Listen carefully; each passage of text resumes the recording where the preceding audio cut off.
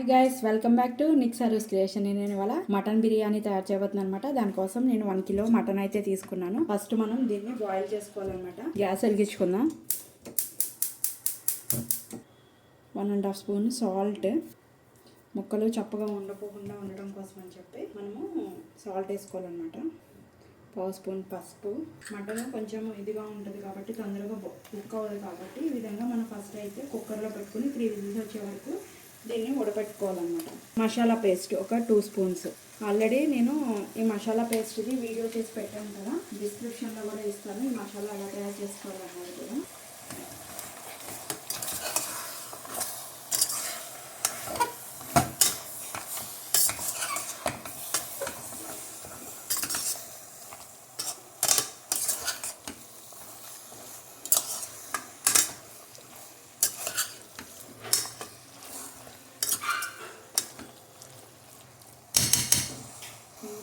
ఒక ఇంచు సరిపడా అంటే నేను కేజీకి ఒక 2 గ్లాసెస్ వాటర్ అయితే పోస్తున్నాను అనమాట ఉడకడానికి. వాటర్ ఎక్కువ ఉన్నా పర్వాలేదు, తర్వాత మనం రైస్లో కలుపుకోవచ్చు ఉడికేటప్పుడు.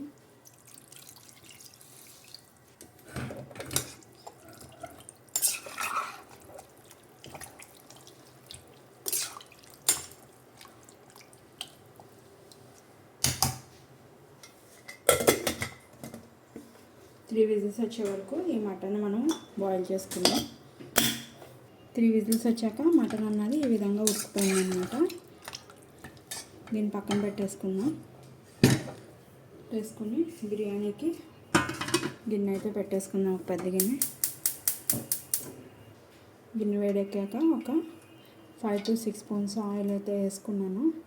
బిర్యానీ కదా కొంచెం ఎక్కువ పడుతుంది. ఆల్రెడీ 1/2 అవర్ ముందు ఇది హోల్ గరం మసాలా వాటర్లో నానబెట్టుకున్నాను అనమాట. బిర్యానీ ఆకు, లవంగా, దాల్చిన చెక్క, అనాస్ పువ్వు, మరాఠీ మొగ్గ ఇవన్నీ కూడా నానబెట్టుకున్నాను కదా, ఇవన్నీ అందులో వేసేసుకున్నాను. ఒక 3 మీడియం సైజు ఆనియన్స్ అండ్ ఒక 10 పచ్చిమిరపకాయలు కూడా సన్నగా కట్ చేసి వేసుకుంటున్నాను కదా.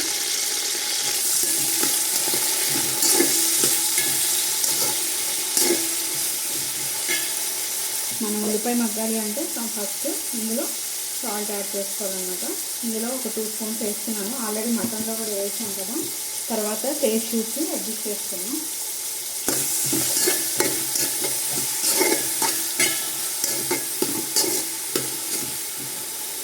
మూత పెట్టేసి మగ్గనిద్దాం ఆనియన్స్ని. బాస్మతి రైస్ కూడా కడిగి నానబెట్టుకున్నాము. దానికోసం నేను కేజీ మటన్కిను కేజీన్నర రైస్ అయితే వేస్తున్నాను అన్నమాట.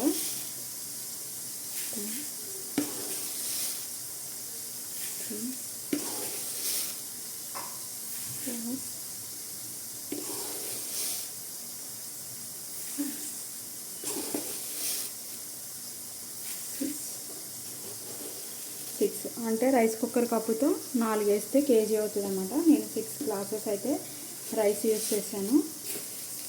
అప్పుడే కొంచెం ముక్కలు సరిపడా ఉంటాయన్నమాట. ఎక్కువ రైస్ వేసినా కూడా ముక్కలు తక్కువగా ఉంటాయి. సో నేను 6 కప్పులు అయితే వేసాను. ఇది శుభ్రంగా కడిగేసి పక్కన పెట్టుకుని నానబెట్టుకుందాం. సరే మూత తీసుకొని చూసుకుందాం. నేనైతే మగ్గిపోయింది. మనం బాయిల్ చేసుకుని ఉంచుకున్నాం కదా మటన్, అది ఇందులో యాడ్ చేసేద్దాం.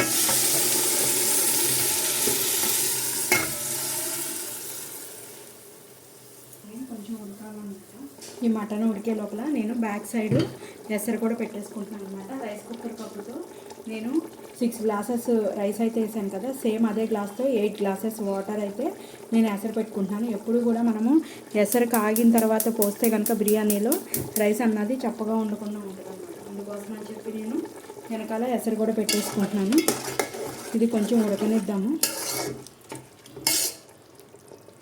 ఆల్రెడీ మటన్లో మనము బాయిల్ అయ్యేటప్పుడు మసాలా వేసాం కదా, ఇంకొంచెం పేస్ట్ అన్నది ఇందులో యాడ్ చేసుకుందాం. ఇంకో స్పూన్ మసాలా పేస్ట్ అయితే ఇందులో వేస్తున్నాము. 6 స్పూన్తో వేసాం కాబట్టి మామూలు టీ స్పూన్ అయితే కనుక 2 స్పూన్స్ వేసుకోవచ్చు. ఆల్రెడీ మటన్లో కూడా వేసాం కాబట్టి సరిపోతుంది. కావాలంటే అప్పుడు టేస్ట్ చూసి కావాలంటే అడ్జస్ట్ చేసుకోవచ్చు. మళ్ళీ మూత పెట్టుకుని మగ్గనిద్దాము. ఇప్పుడు మనం ఇందులో రైస్ అన్నది యాడ్ చేసేసుకున్నాం.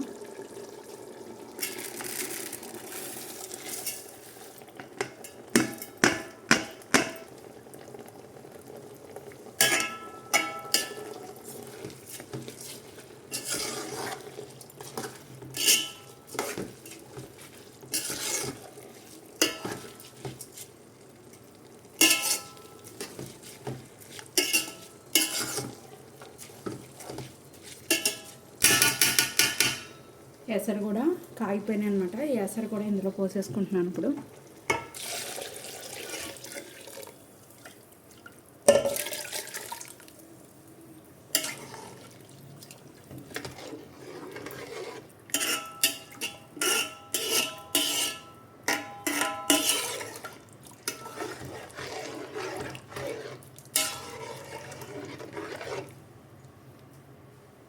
మూత పెట్టి మగ్గనిద్దాం. సార్ చూసుకుందామా? చూడండి ఎలా మగ్గిపోయింది. కరెక్ట్గా నేను చెప్పినట్లు మీరు 6 గ్లాసులకి 8 గ్లాసులు కనుక వాటర్ పోసుకుంటే కనుక ఈ విధంగా ఇది వస్తుంది అనమాట.